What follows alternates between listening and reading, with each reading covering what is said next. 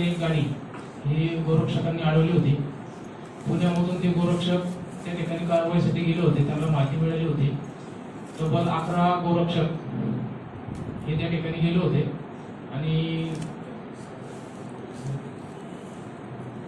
त्या ठिकाणी गेल्यानंतर संबंधित जी गाडी होती ती गाडी गोरक्षकांनी त्या ठिकाणी अडवली आणि त्या गाडीमध्ये 19 वासरं व 5 गायी असे त्या गाडीमध्ये जनावर होते।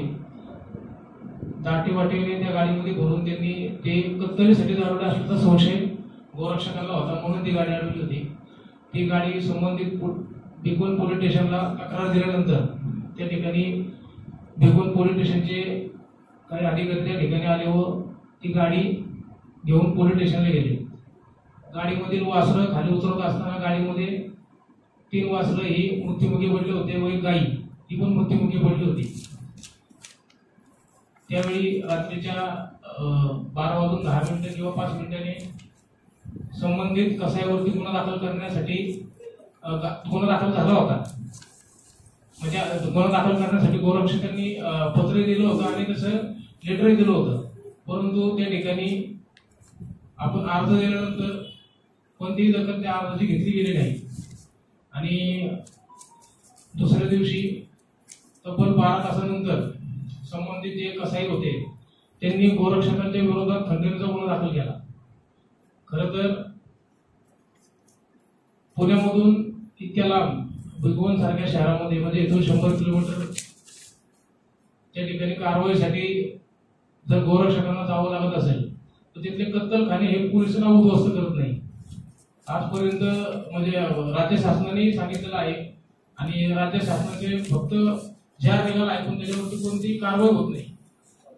कारवाई खरं तर झाली पाहिजे, परंतु कारवाई ही कोणत्याही पद्धतीची होत नाही। कसं हे गाय कापत जातात आणि त्यांना ज्यावेळेस असे गोरक्षक थांबवतात त्यावेळेस त्या गोरक्षकांवरती दबावपोटी हा खंडणीसारखे गुन्हे दाखल होतात। जय श्रीराम। वैष्णव कीर्तन आखाडा, वैष्णव कीर्तन आखाडा महाराष्ट्र राज्याची मी महामंडलेश्वर। माझं नाव आराध्या सखी उर्फ बिपाशा। सगळ्यांना नमस्कार। की माझा मुद्दा असा होता की पोलीस प्रशासनावरती की भिगवण पोलीस स्टेशनला की तिकडनं आम्हाला असा कळते की तिकडं 400-500 गायांचा कत्तल होतो, 1000-1500 गाय तिकडनं रोज सप्लाय होत्यात।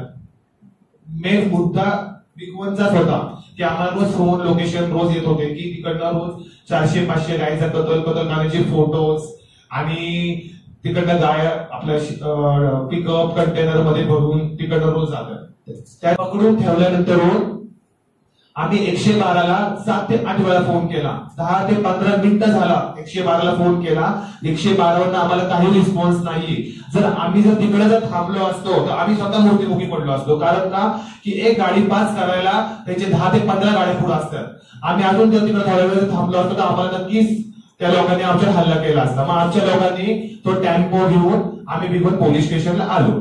आल्यानंतर आमचं एपीआय मांगडे साहेबांशी आमचं बाहेर बोलणं झालं की त्यांनी आम्हाला म्हटलं की तुम्हाला तिकडे थांबायला काय झालं, तुम्ही आम्हाला 112ला फोन का नाही केला। साहेबांना आम्ही 112ला 7 ते 8 वेळा फोन केला तरी साहेबांकडनं काही रिस्पॉन्स नाही। पर्सनल पोलीस स्टेशनला फोन केला तरीही काही रिस्पॉन्स नाही।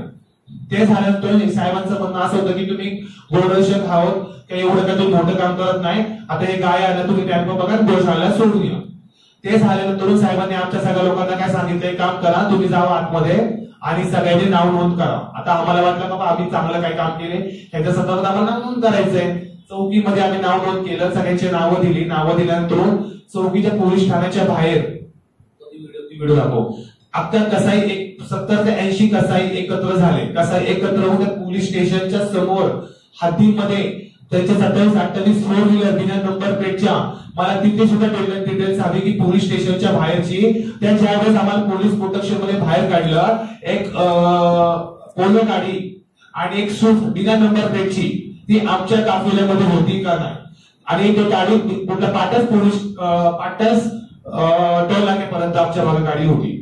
तर साहेबांनी आम्हाला तिकडनं पाठवून दिलं साहेबांनी काय त्यांची बाजू घेतली म्हणजे काय त्यांच्याकडनं काय मला माहित नाही, त्यांचा कुठला साहेबांचा आशीर्वाद आहे किंवा त्यांचा आशीर्वाद साहेब वगैरे मला माहित नाही. दुसऱ्या दिवशी आम्हाला फोन आला की आमच्या विरोधात चोरी, खंडणी आणि हातपात हा गुन्हा दाखल झालाय. आम्ही काय गोरक्षक आहोत, आम्ही काय गोरक्षक आहोत का?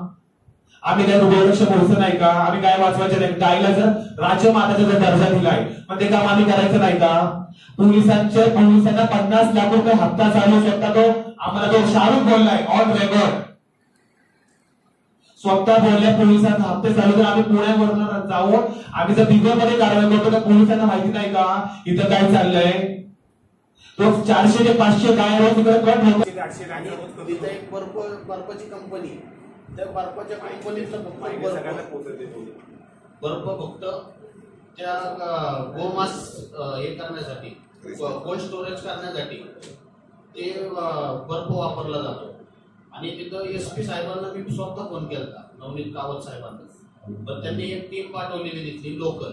मी त्यांना सांगितलेलं की LCB ची टीम पाठवा, LCB काम व्यवस्थित करतो. तर ते न करता साहेबांनी लोकल टीम पाठवली आणि त्या लोकल टीमला तिथं पोहोचायला 2 तास लागतात साधारण. 15 किलोमीटर.